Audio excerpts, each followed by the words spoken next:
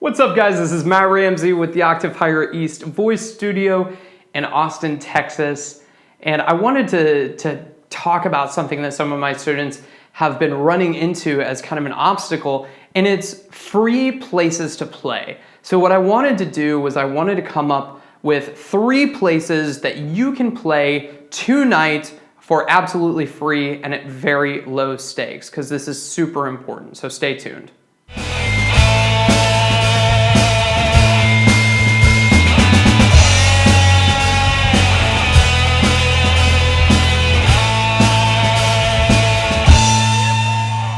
Well, guys, when I wanted to talk about, a few different places that are kind of low stakes performance opportunities.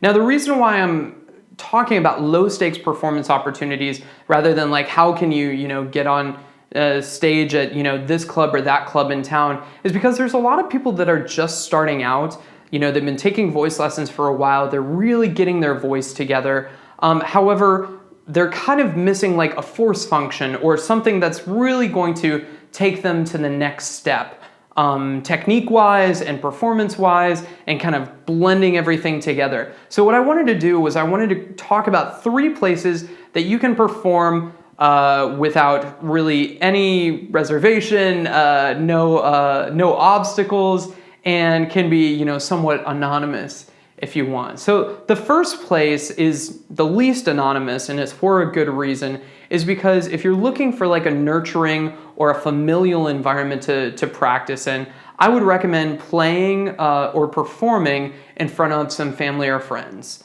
I think we've all been around the piano at Christmas time or, at Thanksgiving at one time or another and have sung some. That wasn't so much a tradition in my family, but I've noticed that a lot of other families do that, and that's kind of their performance opportunity. When the whole family is around, everybody's, in a good mood, and, people are relaxed and they're loose and they perform their best, and, they can't get enough of it and they keep going. So that can be a great opportunity for you, which is performing in front of family.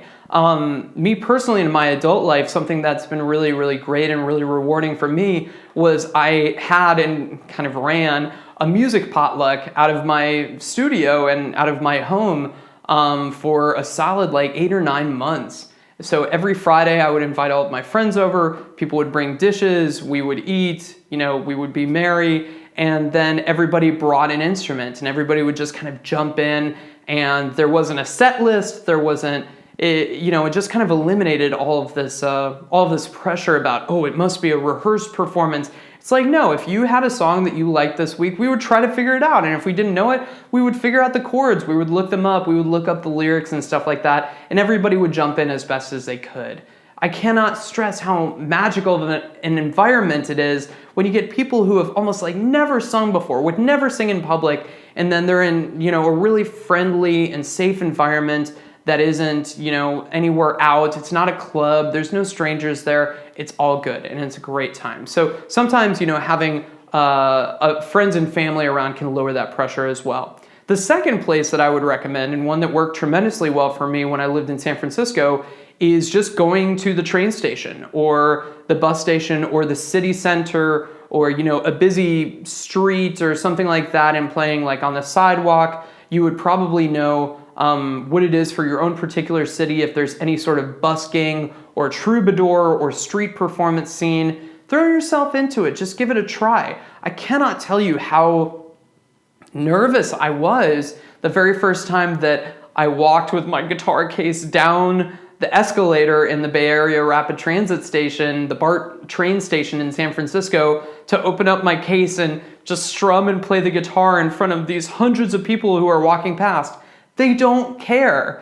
And the people who do care are probably going to say really nice things. So again, this is a really low stakes thing, but again, you are performing in front of, several hundred people an hour, and I used to do that for several hours at a time, go through 20 songs, even if they weren't all the way done or I didn't memorize. I had practiced that regimen that's going to allow me to keep moving through those tunes and to, keep projecting me into the next one. And it really kind of fed my soul. I look back at that, and it was such a fantastic opportunity for me.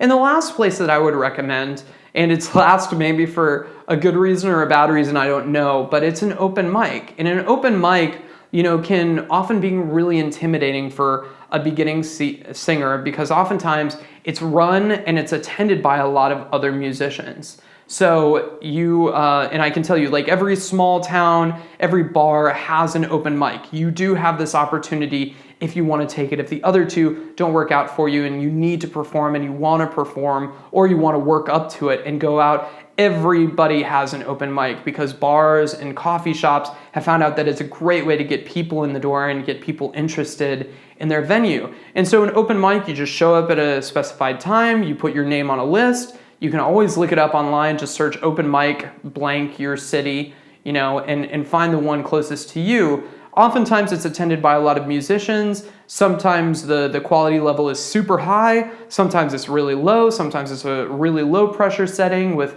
lots of people just hanging out and talking. But it's a great opportunity to kind of experience some community of other performers, and it also happens to be a pretty low stakes thing. I can't think of any open mics that charge money for you to play at them.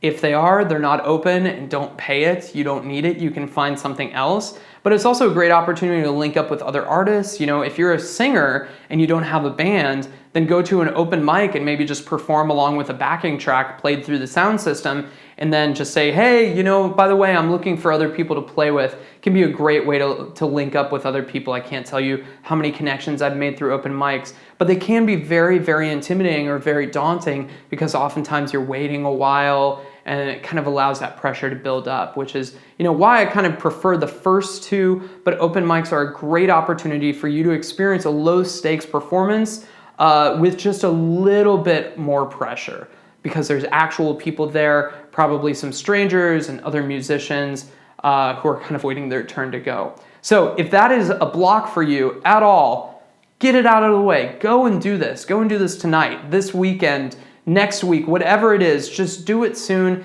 If performing in public has been a big obstacle for you, just get it out of the way. Just go and do it, and I promise you'll end up having more fun as a result. It's not going to be bad at all. I hope you have a great week. Bye.